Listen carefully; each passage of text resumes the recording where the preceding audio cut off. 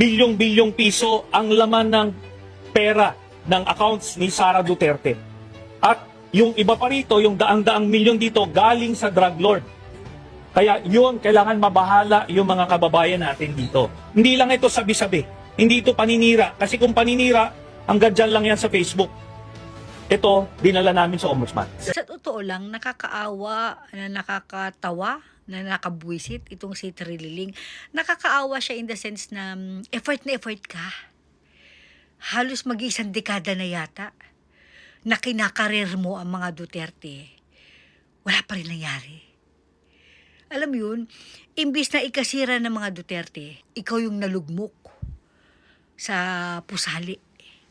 Alam mo yung ganun? Tapos nakakatawa at saka nakakagigil ka. Kasi ang luma ng issue mo. Yung parang kang bata, nasasabihin mo na ito ay hindi sabi-sabi lang. Dahil kung sabi-sabi lang to hanggang Facebook lang. Ito dinala namin sa Ombudsman, may gulay. Hindi kami mga followers mo na malalabnaw ang utak. Alam mo yun? Yung mga followers mo lang na malalabnaw ang utak, ang pwedeng bumili sa mga sinabi mo. Pero sasabi mo sa amin na hindi ito sabi-sabi dahil dinala mo sa Ombudsman. So dahil dinala mo sa Ombudsman, ibig sabihin totoo na ito? Yung ba yung batayan mo? Dinala sa Ombudsman to? What the fuck? Trililing.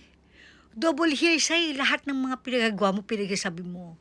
Katulad yan, sinasabi mo merong 2 billion sa bangko, si Sara, para mo nalaman.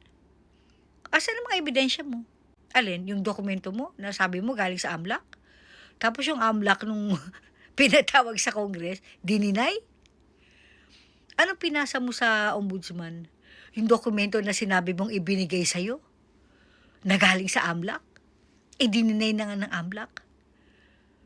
Alam mo, parang kang gago. Kinarir mo na masyado. Meron ka pang nalalaman na daang-daang bilyon. Galing sa drug lord. Alam mo yung pilit na pilit ka. Effort na effort ka. Gusto mo pa mabahala kami. Huwag ba kami tulad sa'yo? Relax lang kami. Relax lang kami.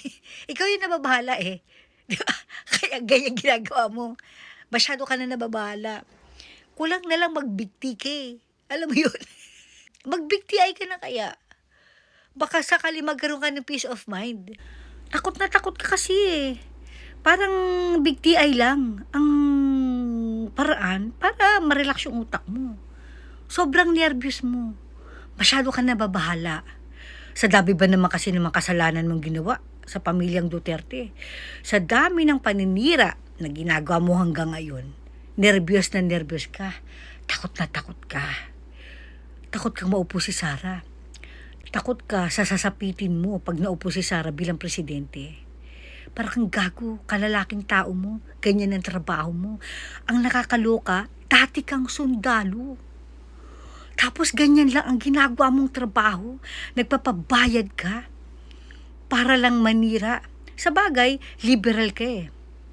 Ugali namang liberal yan. Maghiganti.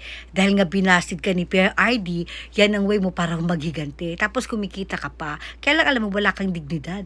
Wala kang dangal. Uulitin ko lang yung sinabi ko.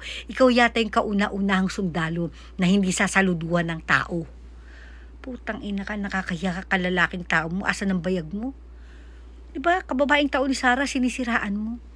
Dahil lang sa nervyos mo, may ihi ka na naman sa salawan kapag nanalo si Sara bilang presidente. Alam na natin kung ano mangyari dito. Baka sa sobrang nervyos mo, tuluyan ka ng mag-BIGTI. Diba, BIGTI lang para magkaroon ka na ng peace of mind. Mawala na yung takot sa isip mo. Ganon.